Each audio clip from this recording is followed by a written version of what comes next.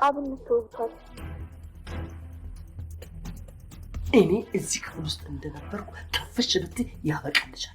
ለምን ነው ሴትዮዋን እልህ ውስጥ የምታስገቢያት? ለምን እንዳደረገው አላውቅም፣ ግን አቤኔዘር ነው። ምን አቤኔዘር ነው? አብነት እኮ በእኔ ምክንያት ሞቶ ነበር። በእናትህ በጣም ይቅርታ።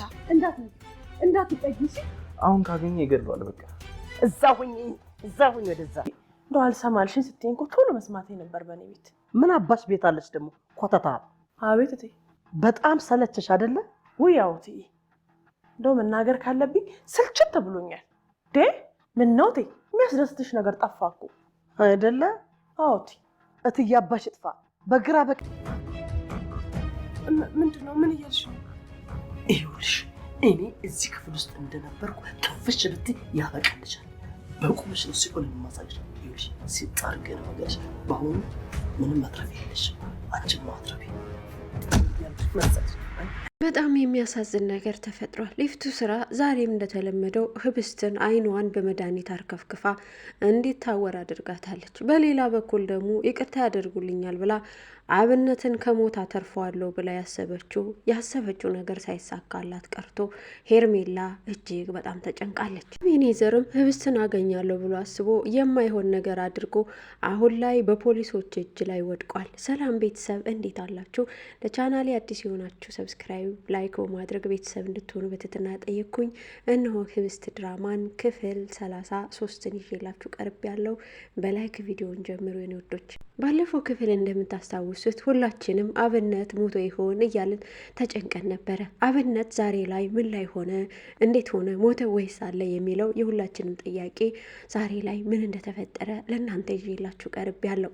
አብነት ሆስፒታል ላይ አንስቶ አፋፍሶ የሚወስደው ሰው ቢያጣ እንኳን ለክፉ ቀን መጠጊያ ይሆነኛል ብላ ያሰበችው ሄርሜላ ይችን አጋጣሚ ተጠቅማ ሆስፒታል ይዘው ሄዳለች። ታዲያ ስልክም ደውላ ለነባ አምላክ አብነት ተወግተዋል ብላ ተናግራለች። ታዲያ ይሄ ነገር እንደዚህ ብላ ስለተናገረች ብቻ ይቅርታ ይደረግልኛል ብላ ያሰበችው ሄርሜላ አብነት ያለበት ሆስፒታል አብራ ሄዳለች። ከሆስፒታሉም ህብስትና በአምላክ እየተፋጠኑ ሄደው ደርሰዋል። ሲደርሱ አብነት ራሱን ስቶ ነበረ። ታዲያ የማደንዘዣ መድኃኒትም ተሰጥቶ ስለነበረ በራሳቸው ኃይል ለመቀስቀስ ቢሞክሩም ሄርሜላ እባካችሁን አሁን ለመቀስቀስ አትሞክሩ፣ በራሱ ቢነቃ ይሻላል እያለችም ትነግራቸዋለች።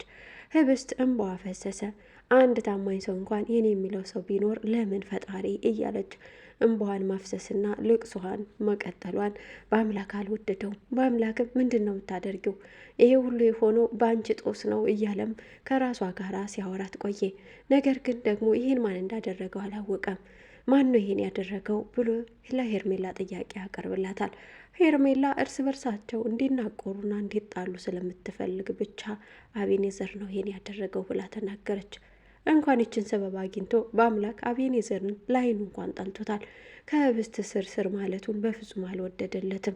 ታዲያ ህብስትን ያሳጣኛል ብሎ የፈራው አቤኔዘር ዛሬ ግን አብነትን እንዳሳጣው ሲመለከት በአምላክ ንዴቱ እየናረ ንዴቱን ከህብስት ላይ መወጣት ጀመረ። ህብስትን ደጋግሞ በአንቺ ጦስ ነው ይሄ ሁላ የሆነው፣ ሰው አትመኝ ስልሽ አትሰሚም እያለም ደጋግሞ ወቀሳ ወረደባት። ህብስትም ምን አለበት አምላኬ እናቴን አሳጣኝ፣ ደግሞ የምወዳቸውን ጓደኞቼን ለምን ፈተንከኝ እያለች ከፈጣሪ ጋር ክርክር ገጠመች።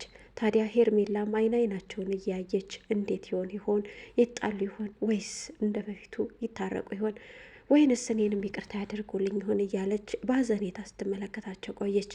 ነገር ግን ምላሹ የሆነው ሌላ ነው። ህብስት አራስ ነበር ሆናባት አረፈችው። እጁንም ስትነካው አትንኪው ብላ ከአብነት ላይ እጇን አንስታ እንደውም ተነስተሽ ውጭልኝ ብላ ጮኸችባት። በዚህ ሰዓት ነበር በአምላክ አዎ ውጭ ብሎ አብሮ ተባብሮ ሄርሜላን ያስወጧት። እግዚአብሔር ይስጥልን መባሉ ቀረባትና ጭራሽ ውጪ ተብላ ተባረረች። በዚህ ቅጽበት ነበረ ሲጫጫሁ ድንገት አብነት የነቃው። አብነት ሲነቃም ህብስት ከሷ ያመለጣት ስለመሰላት እየተርበተበተች እጆቹን እየዳበሰች ለምን አብነት ምን አደረግኩ እያለችም አብነትን ትጠይቀው ጀመር። ጮህንባ በጣም ይቅርታ አለችው። በዚህ ሰዓት ሄርሜላን ሲያስወጧት አብነት አይኑ እየተንከራተተ የሚወዳትን ሴት ቢመለከትም ግን ያለው አማራጭ ዝም ማለት ነው። እሷ እንዳተረፈችው ቢያውቅ ደግሞ የበለጠ ፍቅሩ እንደሚያይልበት 100% እርግጠኛ ነው። ይህንን ግን ማንም አልነገረውም። ታዲያ እነሱም እንዴት ነህ እያሉ ደጋግመው ጠይቁት። ደህና ነኝ እያለ እንደተለመደው ማሾፉንና ማሳቁን ቀጠለ። አብነት ምንም አይነት ነገር ቢገጥመው በቀልድ ነው ነገሮችን እያዋዛ የሚያልፈው። ይህን ነገሩን ግን ህብስት አልወደደችለትም። እንዲህም ሆነ ትቀልዳለህ አይደል እያለች ተቆጣችው። በአምላክ አብነት መነሳቱን ሲመለከት ይህን ያደረገው ያነ ነፈስ ነው አይደለ እያለ ጥሎትም ወጣ። እባክህን ተረጋጋ ብለው ሊያረጋጉት ቢሞክሩ በአምላክ ግን ሊረጋጋ አልፈቀደም። ተነስቶም ወደ አቤኔዘር ያመራል።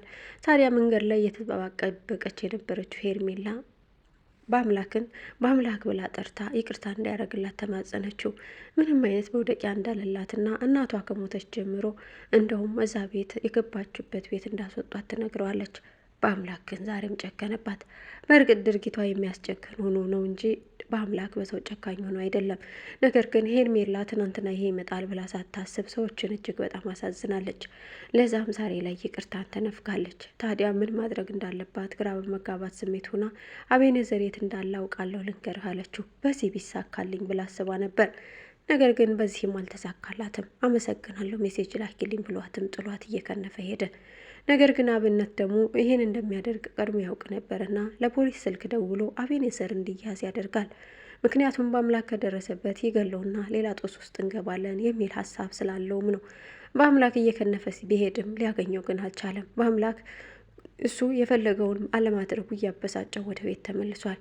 አቤኔዘርም ፖሊሶች ስለያዙበት በአምላክ ዛሬ ላይ ደብድቦ እልኩን ስላልተወጣ ወደ ቤትም ሲመለስ እና አብነትን ተቆጣቸው። እናንተ ናችሁ አይደለ ይህንን ድርጊት ያደረጋችሁ እያለ አንጓጠጣቸውም። በሌላ በኩል ታፈሱና ይፍቱ ስራ አሁንም እንደተለመደው እየተፋጠጡ ነው። ታፈሱ አቤት እያለች መንከራተቷን ቀጥላለች። ይፍቱ ስራም እንደዚሁ ማመናቀሯል። ታዲያ ታፈሱ ነገሮችን በፈገግታ ማለፍና ጊዜ እስኪያልፍ ድረስ ያባተ አህያ ይገዛህ እንደሚባለው ሁሉ ዛሬም እንደተለመደው እያደረገች ኑሮዋን ቀጥላለች። ነገር ግን ደግሞ ይፍቱ ስራ የህብስት አለመኖር አንገብግቧታል። ደውይላት እያለችም ደጋግማ ጠየቀቻት። ሲደወልላትም አታነሳም።